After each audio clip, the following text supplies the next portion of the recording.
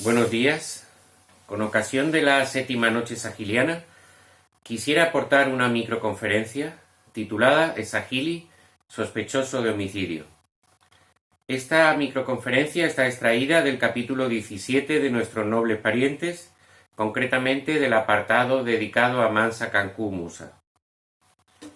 Esagili, sospechoso de homicidio. La vida del poeta y arquitecto Abu Ishaq Esagili, alias Al-Tuwayin, estuvo ligada a su Granada natal y a su tierra de adopción, el Imperio de Mali, durante la primera mitad del siglo XIV.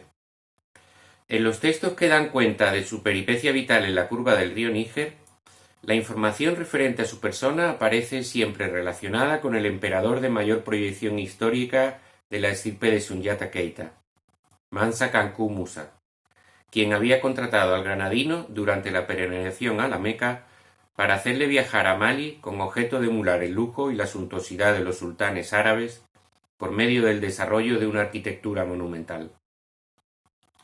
En este caso no trataremos ni la obra poética ni las características edificaciones de Al-Tuwayin, sino que haremos alusión a un asunto oscuro escasamente mencionado, que ensombreció injustamente su merecido prestigio durante los últimos años de vejez: la sospecha de homicidio del financiero alejandrino Siray al-Din ben al-Kubayk, mientras cenaba en su casa de Tombuctú.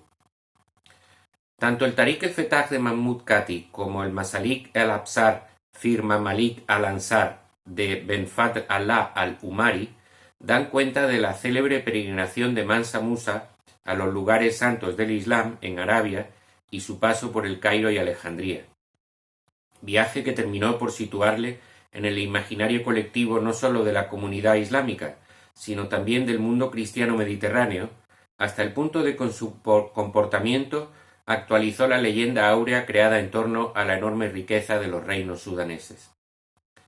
El análisis químico de las acuñaciones cordobesas durante el Emirato y el Califato confirma que aquel oro procedía de las minas de Bambouk y Buré, en las altas mesetas de Futayalón, donde nacen los cursos fluviales de África Occidental. Mahmud Kati y Al-Umari nos ofrecen los datos que convirtieron a Mansa Musa en un monarca internacionalmente conocido a causa del fabuloso cargamento que a lomos de camello llevó consigo para impresionar y cultivar el prestigio de su persona y así conseguir una mayor imbricación de su imperio en el seno de la comunidad musulmana. Podemos dar por hecho histórico que Musa fue extremadamente pródigo y desmesurado en el desembolso que hizo del preciado metal, por medio de regalos, donativos, inversiones y adquisiciones. Al-Umari da cuenta de la ostentación de que hizo gala en el Cairo el soberano de Mali con su fastuosa caravana 12 años después de los hechos, cuando todavía los cairotas le parecieron deseosos de narrar todo cuanto sabían y habían visto sobre los prodigiosos gastos del africano. Mansa Musa introdujo tanto oro en el mercado que, aún 12 años después, el precio continuaba devaluado cerca de un 13%. Parece evidente que el cálculo del presupuesto dedicado a ostentación fue insuficiente, o tal vez realmente podamos considerarle derrochador.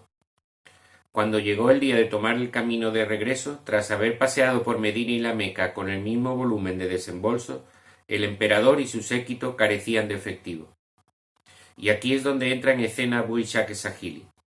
Habiendo partido de Granada, el poeta deambulaba por Oriente Medio, Persia y Arabia, cuando en Medina conoció al fastuoso rey de los negros. A estas alturas la fama de ambos les precedía. Allí entró bajo su órbita y ya nunca se reapartaría de sus iniciativas. En su séquito y compañía visitó la Meca y cumplieron con el Hajj, según cuenta Mahmud Kati, asistiendo al contrato de construcción de un alojamiento permanente, Fonduk, para los sudaneses en peregrinación, y al desorbitado fichaje de unos cuantos jerifes, musulmanes de rancio abolengo, para asegurar la ortodoxia en la cuenca del río Níger. Y allí en Arabia posiblemente Al-Tuwayin conoció los límites presupuestarios del monarca, puesto que, emprendido el regreso, la comitiva se instaló en los jardines de su mecenas Siray al-Din ben al-Kubayk, un opulento comerciante de Alejandría, promotor de las artes y la poesía, dispuesto a otorgar préstamo a quien le ofreciera garantía.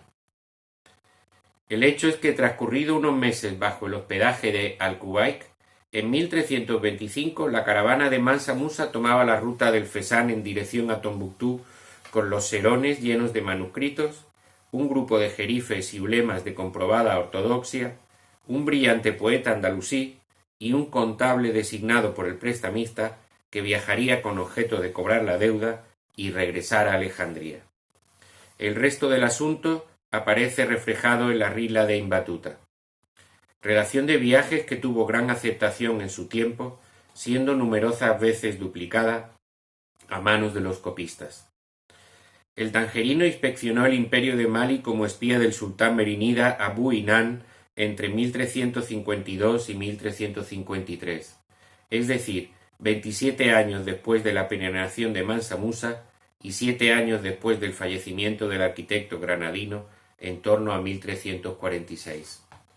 Su designación se debía al hecho de que Ibn Battuta había previamente viajado por todo el Oriente y las costas índicas, demostrando sus cualidades como observador e informador, pero dejémosle hablar conforme se dirige hacia el puesto caravanero para introducirnos en el peliagudo asunto que nos ocupa.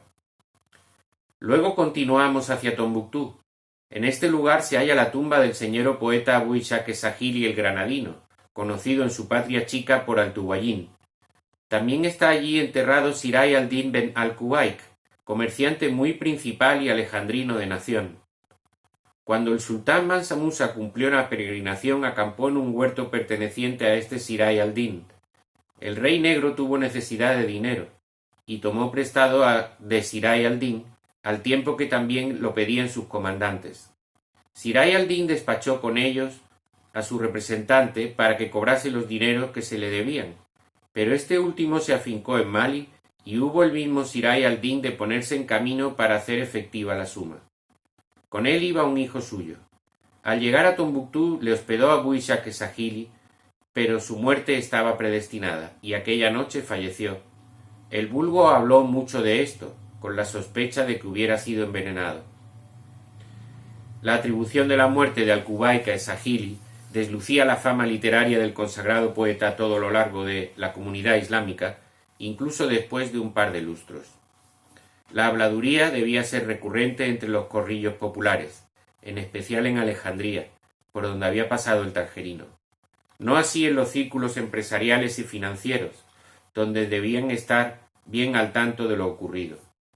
El contable enviado por Siray al-Din al-Qubaik nunca regresó y con el oro, de manera que él mismo partió en compañía de su hijo con objeto de satisfacer la deuda, y en efecto murió cierta noche en Tombuctú mientras cenaba en casa de Sahili, donde estaba alojado. Al juicio de maledicentes en repentina y extraña circunstancia, lo que despertó la suspicacia de muchos. Su hijo, que sí regresó, era el único que podía desmentir tan injusta acusación.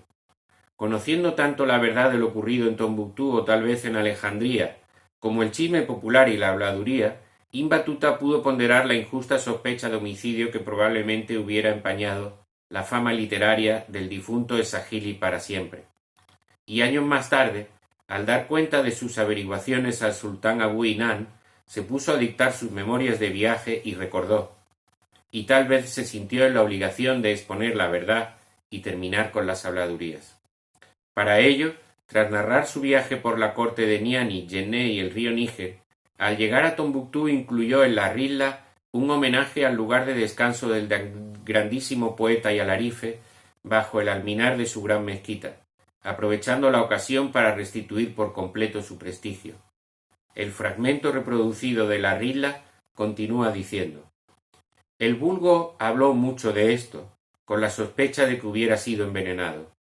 Pero el hijo manifestó: comí con él la misma comida exactamente. Si hubiera estado envenenada, nos habría matado a ambos. Más bien el fin de sus días estaba decretado. El hijo percibió sus dineros y marchó a tierra de Egipto. La deuda de Kanku Musa quedó satisfecha. De eso no debía quedar duda. Con este gesto de reconocimiento hacia Sahili, Ibn Battuta logró borrar todas las sospechas que pesaban sobre él, principalmente a causa del gran éxito que desde entonces tuvo la Rihla, quedando así el incidente de la muerte de Al-Kubayk y la sospecha de homicidio como uno de esos episodios curiosos y apasionantes que ofrecen los libros antiguos, tan al gusto de los historiadores. De cualquier forma, el desmentido se redactó 10 años después de su fallecimiento y fue difundiéndose en los decenios posteriores al ritmo de los copistas. Aunque en Tombuctú se conociera la verdad, Esagili falleció bajo el abrumador peso de la sospecha. Muchas gracias a todos ustedes por su atención y a Ismael Cati por incluirme en este homenaje.